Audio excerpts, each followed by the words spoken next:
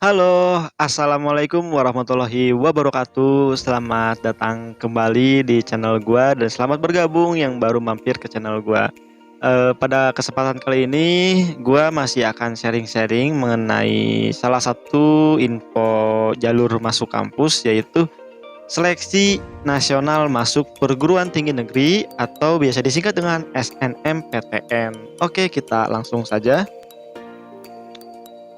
Apa itu SNMPTN? Jadi singkatnya SNMPTN itu adalah sebuah jalur di mana teman-teman bisa masuk perguruan tinggi negeri dengan menggunakan nilai raport teman-teman gitu loh. Nah, jalur ini itu biasa juga dikenal dengan istilah jalur undangan atau jalur raport.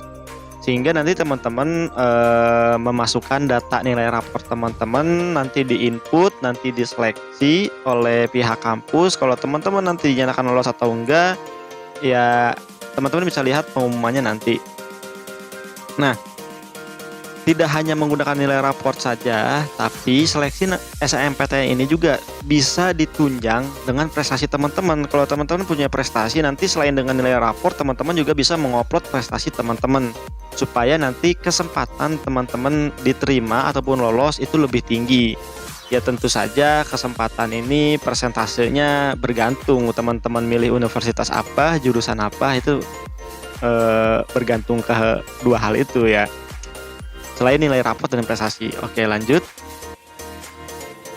Nah, jadi ini teman-teman nanti bisa baca syarat bisa mengikuti SNMPTN. Hanya saja pada intinya adalah kita di sini lebih mengenal dengan istilah perankingan paralel. Nah, teman-teman kalau mau bisa mengikuti SNMPTN harus berada di posisi yang tinggi. Jadi dalam nanti peringkatan ataupun perankingan paralel dari dalam satu sekolah. Jadi dalam satu sekolah, itu nanti akan diperingkatkan secara paralel antara teman-teman dengan teman sekelasnya dan juga teman antar kelasnya gitu loh.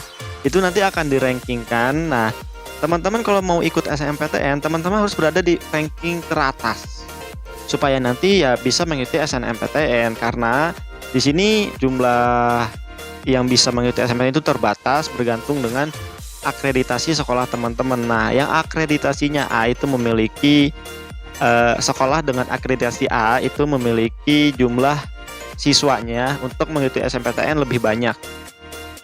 Nah, jadi supaya bisa mengikuti SNMPTN tadi ketika perankingan paralel, teman-teman harus berada di ranking yang teratas lah gitu, ranking teratas.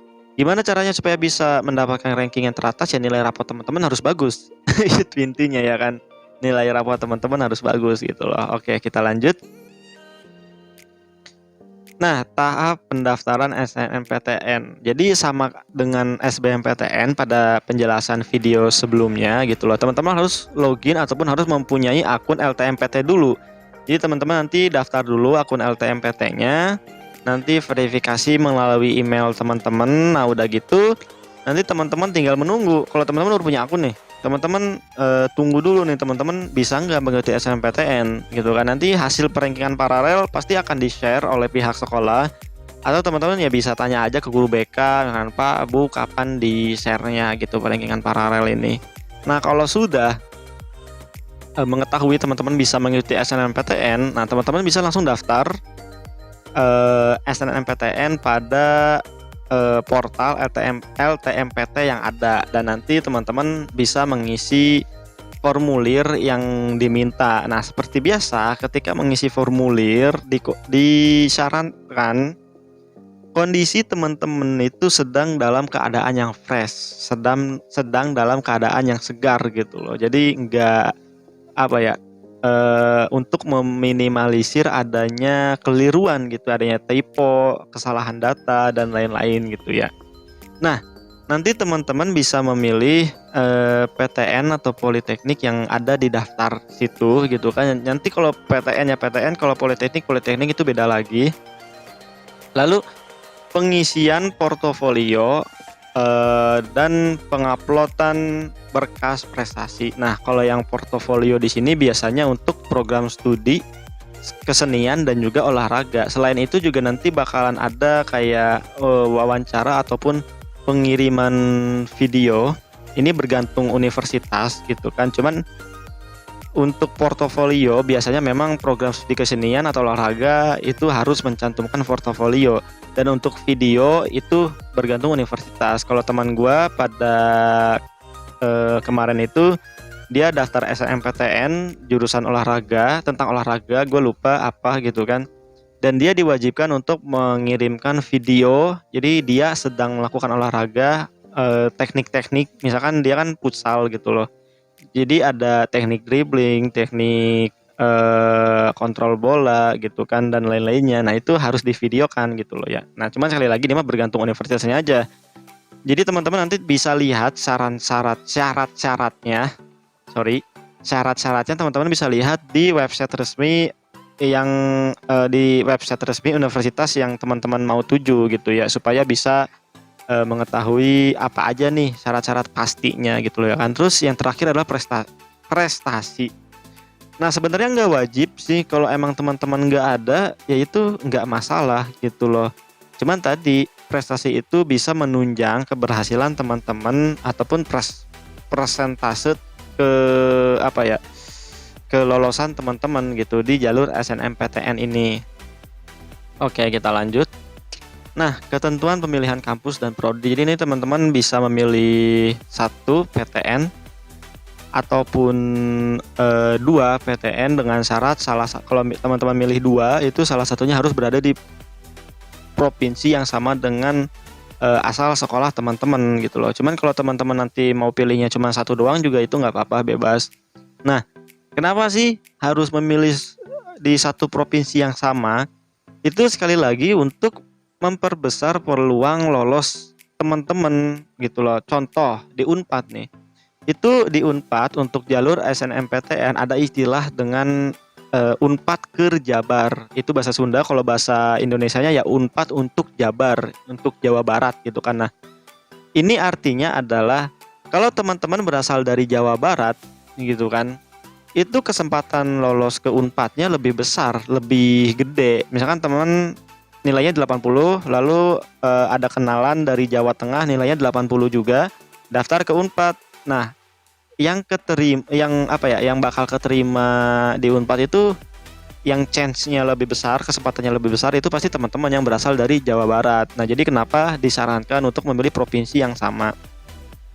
Lalu untuk prodi itu ketika teman-teman memilih prodi gitu kan, usahakan prodi pertama dengan prodi kedua itu berbeda tingkatannya. Contohnya prodi pertama itu yang teman-teman minati, yang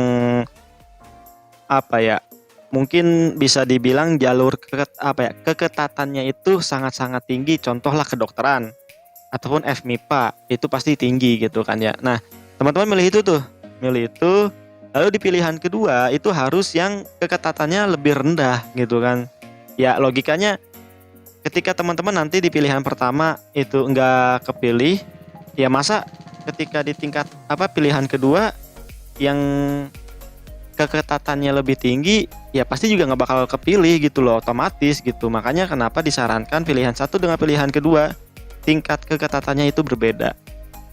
Nah, oke lanjut. Jadi di sini ada beberapa kriteria kelulusan SNMPTN. Ini mungkin bukan fiksasinya seperti apa, karena sekali lagi untuk SNMPTN ini itu bener-bener rahasia dapur lah gitu kan, rahasia dapur dari universitas itu. Universitas itu nanti mau mempunyai kriteria seperti apa itu terserah mereka, itu rahasia mereka. Cuman di sini memang secara umum itu yang pertama ada nilai raport, itu pasti ya nilai raport. Jadi teman-teman nanti harus bisa memiliki grafik nilai raport yang tinggi. Banyak yang bertanya misalkan, gue nilai raportnya untuk fisika itu semester 1 80, tapi di semester 2-nya turun nih 79, nanti di semester 3 naik lagi 82. Itu nggak masalah karena yang dinilai itu grafik. Kalau grafik itu pasti naik, kemungkinan besar naik loh ya, kemungkinan besar naik. Kalau emang ngitungnya satu pelajarannya itu emang juga kemungkinan besar bisa turun bisa naik gitu ya. Cuman kalau ngomongin grafik itu harusnya naik. Karena memang sekolah juga sudah memikirkan hal ini, makanya kenapa kebanyakan sekolah itu membantu siswanya supaya grafik raportnya itu naik ke atas. Semester 1 rata-ratanya sekian, semester 2 naik, semester 3 naik. Itu harus seperti itu ya, supaya meningkatkan chance ataupun kesempatan teman-teman supaya lolos SNMPTN. Nah, yang kedua itu prestasi. Nah, prestasi di sini itu juga bukan yang sembarangan gitu loh. Ada syaratnya. Misal itu buat tingkat prestasi itu minimal itu minimal kabupaten ya. Jadi kalau misalkan teman-teman punya prestasi tingkatnya kecamatan atau tingkat RT gitu, prestasinya lomba 17-an, nah itu nggak bisa dimasukin gitu kan. Cuman kalau prestasinya misalkan di bidang akademik ataupun non akademik tapi tadi tingkatannya sesuai dengan persyaratan yang dibutuhkan, itu bisa dimasukin. Teman-teman daftar ke jurusan hukum, teman-teman punya prestasi di bidang olahraga nih, juara basket, teman-teman ikut basket, eskul basket gitu kan juara, atau ikut eskul futsal juara, ikut eskul badminton juara, nah itu bisa digunakan. Jadi meskipun berbeda bidang, tapi kalau ada prestasi dimasukin aja nggak apa-apa. Lalu yang ketiga adalah rekam jejak sekolah. Ini yang paling banyak diperdebatkan. Jadi maksudnya adalah gini, misalkan teman-teman punya senior masuk ke universitas yang teman-teman mau tuju gitu kan.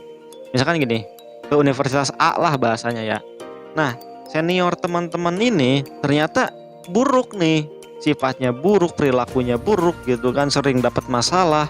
Nanti si universitas bakal lihat, oh orang ini tuh dari sekolah teman-teman gitu, karena imbasnya nanti ke sekolah teman-teman nanti akan dilihat, oh berarti siswa dari sekolah ini tuh buruk gitu loh. Nah, itu yang disebut dengan rekam jejak sekolah. Singkatnya pengertiannya seperti itu. Nanti ini teman-teman bisa baca aja ya. Terus lanjut yang keempat adalah menggunakan sistem nasional. Nah, ketika tadi nih ranking paralel itu kan hanya dengan teman-teman di sekolah itu, dengan teman sekelas, teman antar kelas gitu kan. Cuman kalau SNMPTN ya seluruh Indonesia gitu. Ada yang dari kota yang sama, kecamatan yang sama, ada juga nanti dari kota yang berbeda gitu kan, dari provinsi yang berbeda, bahkan ada yang nekat emang dia mau